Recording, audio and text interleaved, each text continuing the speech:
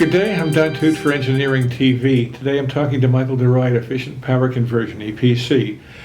Michael's got some interesting takes on what used to be thought of as a done deal in terms of efficient and popular wireless charging. So I'll turn it over to him. Tell us about it. Hi, thank you, Don. Well, we have three different standards for wireless power at the moment. The Wireless Power Consortium CHI standard, the Power Matters Alliance, and the Alliance for Wireless Power resonant standard. The CHI and the PMA standard are based on inductive coupling, and they make use of lower power and very tight coupling between the two devices, and is very popular. The resonant standard, the Alliance for Wireless Power, makes use of highly resonant coils that allows for freedom of movement between the device and the transmit side. This addresses the convenience factor that's required for wireless power to survive. So where does efficient power conversion come into the mix here, if it's just a charging method? Efficient power conversion has been designing and building gallium nitride-based transistors for several years now.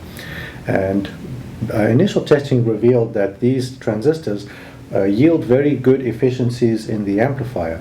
Ongoing work on these wireless power amplifiers has revealed that these transistors enable much wider range of use, addressing the convenience factor than traditional MOSFET-based transistors.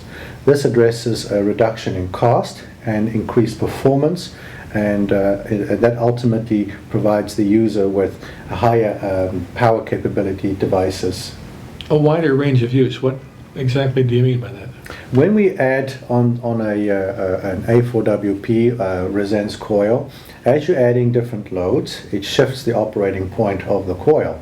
In addition, the coils can be placed on various foreign objects such as a metal table.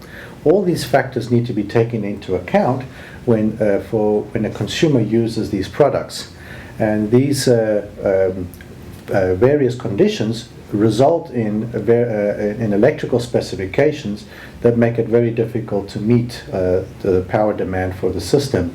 So using the gallium nitride transistors makes it a little bit easier to meet those requirements. What specific spec gives you the broadness? When you add the specifications on the coil, it yields a very wide impedance range. So you have a real component to it and a reactive component to it. And adding foreign metal objects increases that impedance range dramatically, and in terms of power usage and in terms of convenience of factor. So that wide power range eliminates many types of amplifiers and transistors from operating over the entire range. In the case of a Class 2 A4WP standard, the GaN-based FET amplifier can operate the entire range without additional circuitry, whereas MOSFET-based solutions cannot.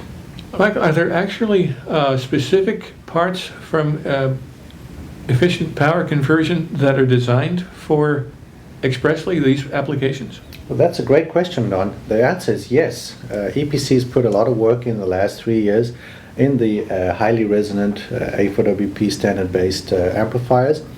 And we have an amplifier here that is based on a zero voltage switching Class D, and we designed a special transistor for that to address the two power standards here, the Class 3 and the Class 2. In this case, we have three transistors integrated into a single chip that offers us a cost advantage, and we've also optimized it for specifically these use case here, so we have a optimizer for the highest possible efficiency. In addition, EPC has recently started work on making a rectifier IC on the output stage, as that has been identified as a bottleneck in the efficiency of such systems, and with this chip we can then have the power losses for the receive side, which is critical for cell phones as they have a limited power dissipation budget. This sounds exciting. Is there a way to get more information than just this short video? Yes, we can direct you to our website at www.epc-co.com.